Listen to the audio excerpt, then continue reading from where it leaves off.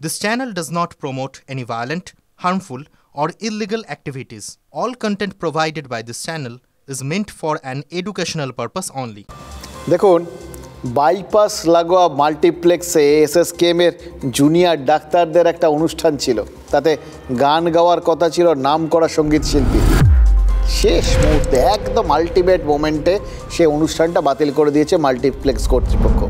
কারণ কি না, তারা বলেছেন যে তাদের এই মাল্টিপ্লেক্সের যে শর্তগুলো আছে অনুষ্ঠান করার জন্য, সেগুলো নাকি ওই জুনিয়র ডাক্তাররা পূরণ করেননি। সত্যি কি তাই? নাকি নর্মালি যেটা হয়ে থাকে, ওই ব্যবসায়িক সংগঠনগুলো ঝামেলার ভয়ে বিভিন্ন যে কোনো গণ্ডগোল, যেটা একটু বিতর্কিত বিষয় আর কি, যাতে শাসক দল আবার ক্ষুব্ধ হতে পারে, এরকম বিষয়গুলো নর্মালি আমরা দেখেছি ব্যবসায়িক সংগঠনগুলো কিন্তু এড়িয়ে চলে। তারা মনে করেন যে তারা আদার ব্যাপারী, এই সমস্ত ব্যাপারে তাদের না ঢোকাই ভালো আর কি। হ্যাঁ, তো এইখানেও কি জুনিয়র ডাক্তারদের বাকি সবাই এড়িয়ে চলতে শুরু করলেন? এটা কিন্তু ভাবার মতো বিষয়। দেখুন, অনুষ্ঠানটা হলে নিশ্চিতভাবে ওখানে যারা থাকতেন তারা তো জুনিয়র ডাক্তার, এটা আমরা জানি। কিন্তু নিশ্চিতভাবে যিনি ওখানে থাকতেন না এবং আমন্ত্রিতও হতেন না, তিনি কে সেটাও জানি। তিনি অভিজ্ঞ এসএসকেএমের সেই ডাক্তার যার নামে আন্দোলনকারী কেন, জুনিয়র ডাক্তার মানে ওই একদম উত্তর থেকে দক্ষিণ পর্যন্ত বাংলার প্রত্যেকটা কোণে যেখানে যত মেডিকেল কলেজ আছে, তার প্রত্যেকটা লোকের একটাই অভিযোগ, থ্রেট কালচারের কোহিনূর। এবং তিলোত্তমার ক্রাইম সিনে যার উপস্থিতির অভিযোগ প্রমাণ লোপাটের সন্দেহটা অনেক জোরালো করে তুলেছে। মোদ্দা কথা হচ্ছে, এখন অবধি যা অভিযোগ তার বিরুদ্ধে এসছে, তাতে এটা তো মানতে হবে যে তার ভাবমূর্তিটা মোটেও স্বচ্ছ নয় এবং জীবনে তিনি এমন কিছু করেনি যা বহু মানুষকে অনুপ্রাণিত করবে। কিন্তু তিলোত্তমার ধর্ষণ এবং খুনে গুরুত্বপূর্ণ ক্লু পাওয়া যেতে পারে এই অভিজ্ঞদের থেকে। মূলত সেই তাগিদ থেকেই TV9 বাংলার প্রতিনিধি কাল অভিজ্ঞদের সঙ্গে বহু চেষ্টার পর, জানেন তো, সেই জবের থেকে তার উপস্থিতি নিয়ে কথাবার্তা শুরু হয়েছিল, তারপর থেকে তাকে দেখা যাচ্ছিল না, মনে হচ্ছিল অন্তরালে চলে গেছেন অজ্ঞাতবাসে।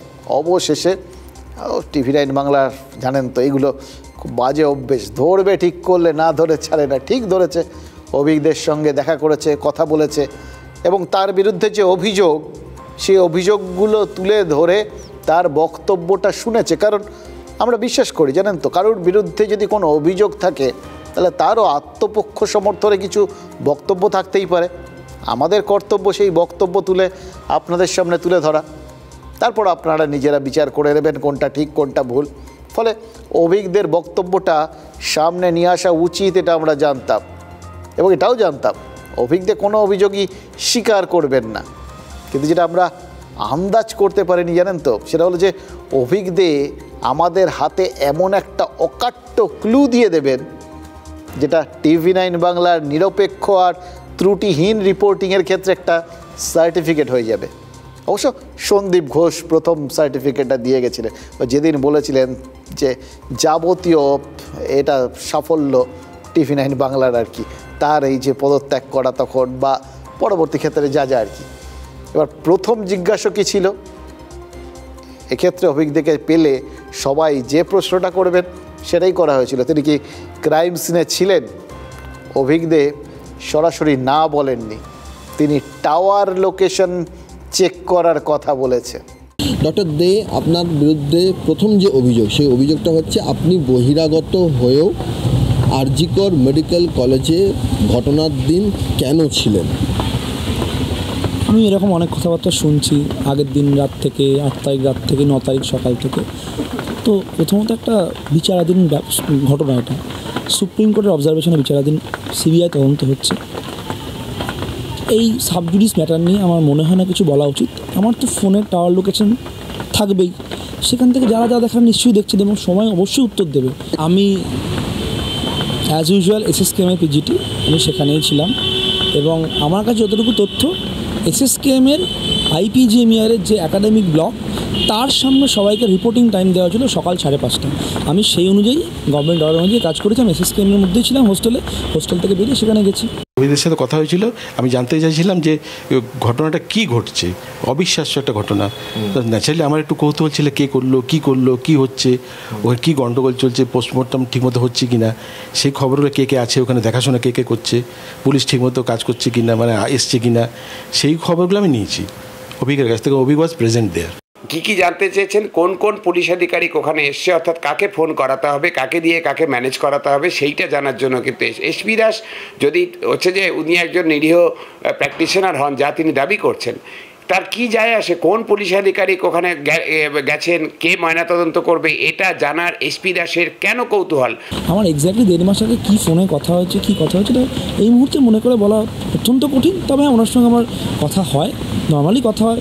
যে কেন ডক্টর এসপি দাস সেদিন 4-5 বার ডক্টর অভিক থেকে ফোন করলেন এবং এই ঘটনার যে কি গতি প্রকৃতি জানতে চাইলেন। আরও তো লোকজন ছিল, উনি তো অধ্যক্ষকেও ফোন করতে পারতেন, কিন্তু তা সত্ত্বেও কতবার ফোন করেছে আমার মনে নেই। এত তাড়াতাড়ি কি সিলেক্টিভ অ্যামনেশিয়া হয়ে গেল ডক্টর অভিকদের? ডক্টর শ্যামাপ্রসাদ দাস, আমি যতটুকু জানি উনি সরকারি চিকিৎসক নন এবং উনি বোধহয় আরজিকরের সঙ্গে জড়িতও নন এবং আমিও নই। এসপি দাস আর কাউকে ফোন করলেন না। এসপি দাস তো চাইলে সন্দীপ ঘোষকে ফোন করতে পারতেন ওই কলেজের অধ্যক্ষ হিসাবে, সুদীপ্ত রায়কে ফোন করতে পারতেন ওই কলেজের রোগী কল্যাণ সমিতির চেয়ারম্যান হিসাবে। তা না করে তিনি ফোনটা করলেন ঠিক অভিজ্ঞকেই, কারণ তিনি জানেন যে অভিজ্ঞকে দায়িত্ব দেওয়া হয়েছে, অভিজ্ঞদেরকে সুশান্ত রায়রা দায়িত্ব দিয়েছেন যে ওখানে গিয়ে তথ্য প্রমাণ লোপাট করবার জন্য। এটা আলোচনা করেই দায়িত্ব দেওয়া হয়েছে, পরিকল্পনার অঙ্গ। মোবাইল টাওয়ার লোকেশন তো অবশ্যই সিবিআই দেখবে, কিন্তু মোবাইল টাওয়ার লোকেশন ট্র্যাকিং করে শুধু একটি মোবাইল না, আরও যে মোবাইল আছে বা সেই মোবাইলটি টেম্পোরারি সুইচ অফ করে দেখলেও কিন্তু অপরাধী কোনোভাবে পার পাবে না। যেদিন অভিজ্ঞে আরজিকর এসেছিল, আরজিকরের ইউজি বা পিজি স্টুডেন্ট না হয়েও, সেদিন ওর মনে হয়নি যে এটা সাবজুডিস ম্যাটার, যেখানে না যায়। যেদিন ওই সেমিনার রুম ক্রস করে ভেতরে ঢুকেছিল, সেদিন ওর মনে হয়নি যে না এটা সাবজুডিস ম্যাটার, যেখানে না যায়। যেদিন বডিটা নিয়ে যাওয়া হচ্ছিল, সেদিন ওর মনে হয়নি যে এটা সাবজুডিস ম্যাটার, রাজ্য সরকার দেখবে, কোর্ট দেখবে, ল অ্যান্ড অর্ডার দেখবে। তার সব ল অ্যান্ড অর্ডার এখন মনে পড়ছে যখন তাকে সিবিআই ডাকা হচ্ছে। কেন উনি সেই মুহূর্তে এলেন এবং কি করে বডির কাছে গেলেন এত সহজে, এই জিনিসগুলো যেহেতু সিবিআই ইনভেস্টিগেশনে আছে, আমার মনে হয় সেই ইনভেস্টিগেশনটা খুব দ্রুত এবং খুব তাড়াতাড়ি হোক এবং তার ভিতরে একটা ট্রান্সপারেন্সি মেনটেন করা হোক। কি বলে বলুন তো, যে অভিক দেখে নাকি ইদারিং খুঁজে পাওয়া যাচ্ছিল না, তিনি নাকি অজ্ঞাতবাসে ছিলেন, জাস্ট কোনো মানে হয় না। বিশ্বাস করুন, শুনলেন কথাগুলো। সিবিআই যাকে ডাকছে, যার বিরুদ্ধে গোটা রাজ্যের সবকটা মেডিকেল কলেজের পড়ুয়াদের এত এত অভিযোগ, সিনিয়র ডাক্তারদের এত এত অভিযোগ, তিনি তো পিজিটির, সেই অর্থে পিজিটির ক্ষেত্রে জুনিয়র ছাত্র, প্রথম বর্ষের ছাত্র। নার্ভটা দেখলেন, কথাবার্তা বলার ধরন দেখলেন, এতটুকু টেনশনে আছেন বলে মনে হলো। দেখুন ভেতরে ভেতরে কি আছে না নেই জানি না, কিন্তু যে মানুষ নিজের, এবং থাকাটাই স্বাভাবিক, এই রকম সময় কারোর যদি টেনশন না হয় সেটাই অস্বাভাবিক, আপনারাও বুঝতে পারছেন সেটা। কিন্তু যে ব্যক্তি সেই বিরাট একটা টেনশন, যে ঘটনা নিয়ে গোটা রাজ্য তোলপাড় হয়ে যাচ্ছে, সেটার মুখে ছাপ ফেলতে দেয় না, এত ঠান্ডা মাথায় কুল্লি সমস্ত প্রশ্নগুলোকে হ্যান্ডেল করতে পারে, তাকে আন্ডার এস্টিমেট করা উচিত না। যাই বলুন, এলেম আছে, যার যা আছে মশাই, সেটার তাকে কোথাও শ্রেয়টা দিতে হয়, মানতে হবে। তার মধ্যে ব্যাপার আছে একটা, লোকানোর দরকার পড়ে না, যে কোনো কিছু তিনি সামলে নিতে পারেন। শুধু একটা গল্প মনে পড়ে গেল। মোল্লা নাসিরুদ্দিন একবার এক ব্যক্তির বাড়িতে পাওনা টাকা আদায় করতে গেছিলেন। দরজায় টোকা দিতে ছেলে বাইরে এসে বলল, বাবা বাড়ি নেই। মোল্লা বললেন, তোমার বাবাকে বলো বাইরে গেলে মাথাটা যেন জানলায় না রেখে যান, মাথা ছাড়া পথ কি করে চলবেন কে জানে। আসলে ওই ব্যক্তিকে জানলা দিয়ে মোল্লা আগেই দেখে ফেলেছিলেন। অভিজ্ঞদের সঙ্গে এই গল্পটার একটাই জাস্ট যোগসূত্র, মানে জাস্ট মনে হলো, কোইন্সিডেন্টাল আর কি, কাকতালীয়, ফট করে মনে পড়ে গেল। অভিজ্ঞদে ওই মোবাইলের টাওয়ার লোকেশনের কথা বললেন না, কনফিডেন্টলি বললেন, কিন্তু টাওয়ার তো মোবাইল লোকেট করবে, শরীরটা সেটা কি লোকেট করতে পারবে যদি সেই মোবাইলটা জামার পকেটে মানে শরীরের সঙ্গে না থাকে? তাহলে কি হবে? শরীরে তো কোনো চিপ বসানো নেই, মোবাইলটা তো অন্য কোথাও বা অন্য কারো হাতেও থাকতে পারে, তাহলে ঝামেলা মিটে গেল। একাধিক মোবাইলও থাকতে পারে, যেটা শুনলেন রঞ্জন ভট্টাচার্য বললেন, সেটাও তো হতে পারে, ভ্যালিড পয়েন্ট। দেখুন, ক্রাইম সিনে লাল জামা যে লোকটাকে ইন্ডিয়ান মেডিকেল অ্যাসোসিয়েশন অভিক বলে চিহ্নিত করলো, সে কে? এটা তো সব থেকে বড় প্রশ্ন চলছিল। সবাই এই প্রশ্নটা করেছেন, আমরাও করেছি। আমরাও ওই সময় লাল জামা যা যা ছবি পেয়েছি আপনাদের দেখিয়েছি। দেখুন, যেটা ক্রাইম সিনের ছবি সেটা নয় পেছন থেকে, কিন্তু যে লাল জামার ছবি আপনাদের দেখিয়েছি, রাতের ছবি, সেখানে তো অভিকের মুখটাই জল জল করছিল লাল জামা পরে। এবার ফেস টেস রেকগনিশান করতে পারে এরকম যে সফটওয়্যারগুলো আছে না, সেগুলো যদি ব্যবহার করা হয় তাহলে মুখের প্রত্যেকটা বলিরেখা মিলে যাবে। যে যায়নি তার ছবি ওখানে পৌঁছে গেল কি করে? এবার এটাকে মোল্লা নাসিরুদ্দিনের গল্প বলে মনে হবে না আপনাদের? অভিক কি নিজের ছবিটা বাই পোস্টে ওখানে পাঠিয়ে দিয়েছিলেন? আর যারা অভিককে চাক্ষুষ দেখেছিলেন তারা কি ভুল সাক্ষ্য দিচ্ছেন, নাকি তারা ভূত দেখেছেন, নাকি বিভ্রম? হয়তো অভিক করতে করতে তারা এরকম অবসেসড হয়ে পড়েছেন, সবার মধ্যেই অভিককে দেখছেন, ক্যামেরাও ওরকম অবসেসড হয়ে পড়েছে নাকি? দেখুন, টিএমসিপি ভাবুন, যাদের হয়ে এত কাণ্ড কারখানা করেন, এত দাপট অভিকের, সবাই বলে ঠলে অভিযোগ আর কি, সেই টিএমসিপিও অভিককে সাসপেন্ড করেছে। কোন যুক্তিতে? সেটাও তো ওই ক্রাইম সিনে উপস্থিতির কথাতেই।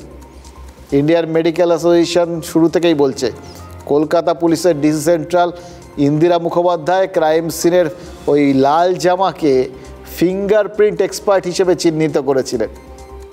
আচ্ছা, এই প্রশ্নটা তখন উঠেছিল। মেডিকেল অ্যাসোসিয়েশন, ইন্ডিয়ান মেডিকেল অ্যাসোসিয়েশনই এখানকার বেঙ্গল চ্যাপ্টার, তারাই তো এই প্রশ্নটা তুলেছিল, অভিক কি ফিঙ্গারপ্রিন্ট এক্সপার্ট কবে হলো? এই প্রশ্ন ন্যাচারালি আমরাও তুলেছিলাম। তারপর এবার উত্তর দিতে গিয়েছিলেন অভিক, কারণ অভিককেও আমরা সেই প্রশ্নটাই করেছি। উত্তর দিয়েছেন অভিক, জানেন তো, এবং দিয়ে কলকাতা পুলিশকেই উল্টে চ্যালেঞ্জের মুখে ফেলে দিয়েছেন। এখানে কর্ডন করা আছে, এর পেছনেই কিন্তু বডি আছে, এবং এখানে যারা আছে আমি তাদের একটু আপনাদের সাথে পরিচয় করিয়ে দিচ্ছি। আমাদের ফিঙ্গারপ্রিন্ট এক্সপার্ট, যেটা আমাদের ডিডির টিম আছে, উনি আছেন। তুমি কি ফিঙ্গার এক্সপার্ট? পুরো বিষয়টার মধ্যেই হাস্যকর একটা ব্যাপার লুকিয়ে আছে। পুলিশের অস্বস্তি কি এখন এতদিনে বাড়লো? আমার তো মনে হয় অনেক দিন আগে থেকে বাড়া উচিত। এবং যে ধরনের ঘটনা ঘটিয়ে চলেছে পুলিশ, পুরো জিনিসটাকে ধামাচাপা দেওয়ার জন্য এই টালা থানায় ওসি এবং টালা থানায় যেভাবে এফআইআর করা এবং সমস্ত কিছু যেভাবে মানে ঘাপলা হয়েছে, সেই জিনিসটা অলরেডি হাস্যকর। এই জন্য আমরা আমাদের দাবিতেও বলেছিলাম যে ডিসি সেন্ট্রাল এবং ডিসি নর্থ এদেরকে ইনভেস্টিগেশনের আওতার মধ্যে আনা হোক। কেন এই তদন্ত প্রক্রিয়াকে এইভাবে তারা একটা জায়গা অবধি ডাইলুট করার চেষ্টা করছে? আমি নিজে বলছি আর কি, যে সে নিজে কবে থেকে ফিঙ্গারপ্রিন্ট এক্সপার্ট হয়ে গেল সে নিজে বুঝতে পারছে না। আমি তো সেদিনও বলেছিলাম, হয় অভিজ্ঞ এসে বলুক যে অভিজ্ঞ ওটা ছিল না, যে ওটা অভিজ্ঞ না, অথবা ডিসি সেন্ট্রাল এসে বলুক যে ওটা ফিঙ্গারপ্রিন্ট এক্সপার্ট ছিল, আর তাকে এনে দেখাক সামনে যে সে এরকম দেখতে একজন এরকম যার অবয়ব সেরকম একজন ফিঙ্গারপ্রিন্ট এক্সপার্ট আমাদের সামনে আছে, তাহলে আমরা মেনে নিতাম। না পেরেছে ডিসি সেন্ট্রাল দেখাতে, না পেরেছে অভিজ্ঞ দেখাতে, তার মানে কে ছিল সেটা অবশ্যই প্রমাণিত হয়ে যাচ্ছে, এটা বলার অপেক্ষা রাখে না। অভিজ্ঞ সে নিজে বলছে ওখানে ডিসি সেন্ট্রালের দাবি হাস্যকর। তো এবার ডিসি সেন্ট্রাল মুখ লুকাবেন কোথায়? ডিসি সেন্ট্রাল ইন্দিরা মুখার্জি মুখ লুকাবেন কোথায়? কেন সিবিআই তাকে এখনও গ্রেপ্তার করছেন না? অবিলম্বে তাকে গ্রেপ্তার করা উচিত।